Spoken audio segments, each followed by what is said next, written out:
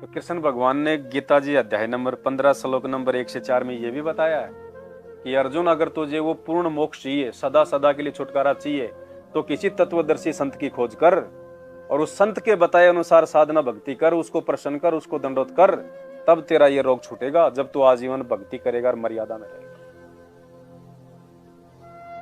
कहां थे दोनों हाथ में लड्डू, कहां हुए? कृष्ण ने कहा था उसको कि अर्जुन, अध्याय नंबर 2, हाँ दिया था, अध्याय नंबर 2 श्लोक नंबर 38 में कहा था कि अर्जुन भाई, तेरे तो दोनों हाथों में लड्डू, अगर तू जीत गया तो पूरी दुनिया का राज करेगा, और अगर तू मर गया तो तू स्वर्ग में राज करेगा। अब उसके तो दोनों हाथों में लड्डू तो छोड़ो, राख भी नहीं बची।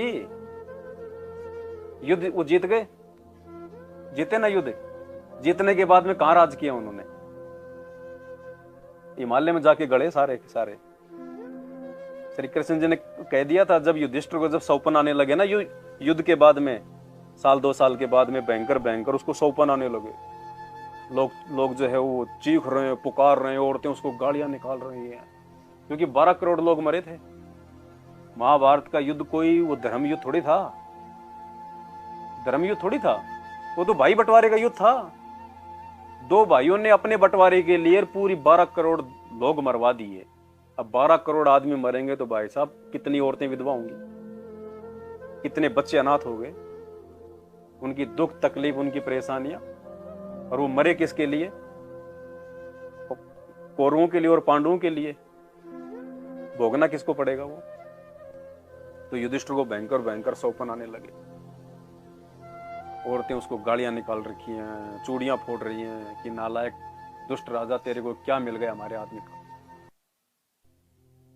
तू तो राज कर रहा है, हम यहाँ पे दुखी हो रही हैं, दाने दाने को हम मोहताज हो रही हैं। बद दुआएं देने लगी, तो उसको भयंकर सौपन आने लगे। उसको समाधान पूछा, समाधान किससे पूछेंगे? अपने गुरु से। उनका गुरु कौन था? श्री कृष्ण। तो श्री कृष्ण जी ने क्या समाधान बताया? बोले भाई एक काम करो, तुम्हें जो ये दुख हो रहा है ना, महाभारत के युद्ध में जितनी आत्माएं मरी है ना, वो पाप कर्म तुम्हारे ऊपर है। और भाई मेरी अंतिम प्रार्थना है, क्योंकि उस समय श्री कृष्ण जी अपना शरीर छोड़ रहे थे, उनके पैर में तीर लग गया था। उस समय जंगल में गए हुए थे, वो एक पेड़ के नीचे आराम से पैर पे पैर रखे लेटे हुए थे।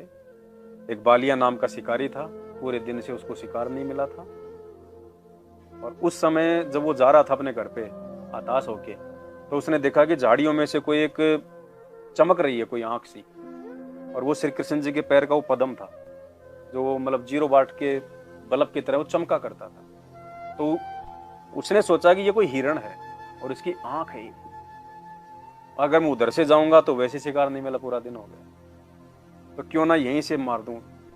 और वो जहर बुझाया हुआ था वो तीर, उसने हिरण की आंख समझ के और निशाना मार दिया, श्री कृष्ण जी के पैर में लगा। हाय मर गया, हाय मर गया। दौड़ के गया और कोई इंसान मर गया, जाके देखा तो ये तो द्वारिकाधीश। हे भगवान माफ करना, मेरे से गलती हो गई, मैंने सोचा कोई मृग था। फिर कृष्ण ने कहा भाई तेरा दोष नहीं है, भाई बालिया तेरा दोष नहीं है, तेरा मेरा हिसाब पूरा हो गया आज। बोले महाराज मैं एक शिकारी और आप द्वारिकाधीश, आपका मेरा भगवान, क्या हिसाब किताब?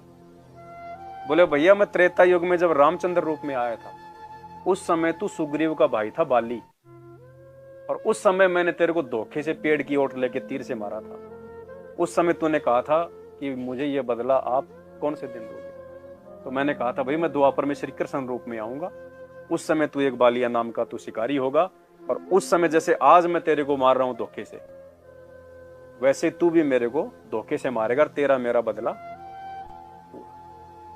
तो इससे तो ये शिक्षा लेनी है हमारे को, जब श्री कृष्ण जी अपने कर्म नहीं काट सके, जब वो राम रूप में आए थे, और जब इन भगवानों को भी अपने कर्मों का बदला देना पड़ रहा है, तो हम कौन से खेत की मूड़ी हैं? जबकि उन्होंने तो अपने गुरु भी बना रखे थे। वशिष्ठ श्री रामचंद्र जी का गुरु था, दुर्वासा श्री कृष्ण जी का गुरु था। जब ये भगवान अपने कर्म नहीं काट सके, तो इनकी भक्ति से हमारे कर्म कहां से कटेंगे?